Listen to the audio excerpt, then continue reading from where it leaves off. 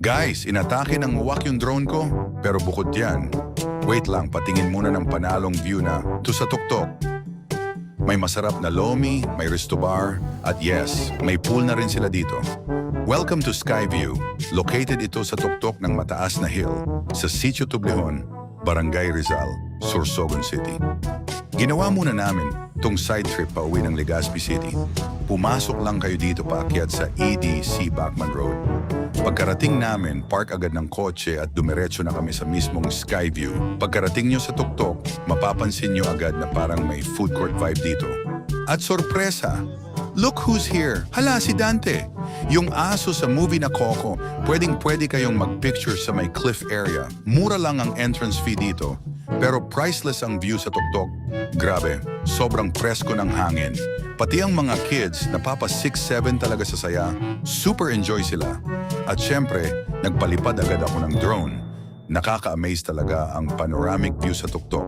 Located kasi ito sa slopes ng Pocdol Mountain Range.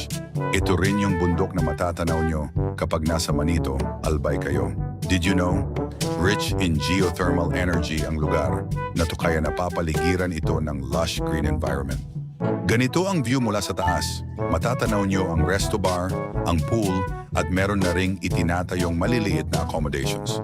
Simple lang siya, pero napakaganda at napaka-relaxing. Tanaw rin mula rito ang Sorsogon Bay. Alam nyo ba na napakayaman ng karagatan ng Sorsogon sa masasarap na seafoods tulad ng alimango, tahong at baloko?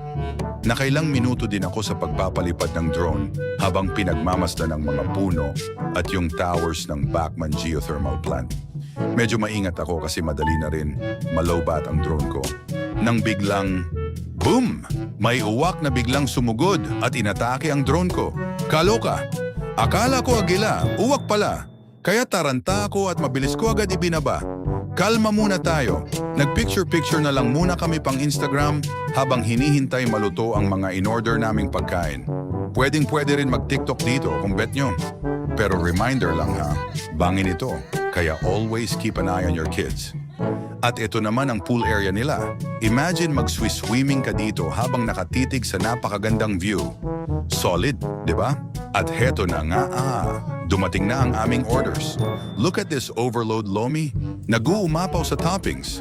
Nag-order din kami ng cheese sticks na paborito ng kids at siomai para sa ating mga tenders. Itsura pa lang, nakakatakam na. Shoutout pala sa inyo ate sa Skyview Resto Bar and Lomi House. Napakasarap ng food nyo, lalo na yung sabaw. Sobrang malasa, swak na swak sa panlasa namin. May mga shakes at cold drinks din sila dito kung nauhaw kayo. Busog ang lahat. Naging extension pa ito ng aming birthday celebration. Perfect spot talaga ito para sa pamilya o magbabarkada na naghahanap ng peaceful at happy food trip. Sabi nga nila, maganda rin daw pumunta rito kapag gabi. Habang nag-i-enjoy ang lahat sa pahinga, ako naman busy na mag-upload para sa ating page. Napakagandang side trip, sobrang worth it ang stopover na to. Thank you so much for watching guys. Don't forget to like, share, and subscribe. See you sa next vlog. Legazpi City naman tayo. Bye!